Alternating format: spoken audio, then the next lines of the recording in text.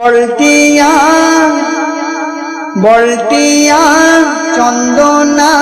কি তোর বেদনা, বলটিয়া চন্দনা কি তোর বেদনা, চোখ ছল ছল বল তুই বল কি তোর বাসনা, ওরে চোখ ছল ছল বল তুই বল কি তোর বাসনা। আর বলতো তা তোর কথা, বলতো তা তোর কথা কি সে তোর সান্ত্বনা, চোখ ছল ছল বল তুই বল কি তোর বাসনা, ওরে চোখ ছল ছল বল তুই বল কি তোর বাসনা।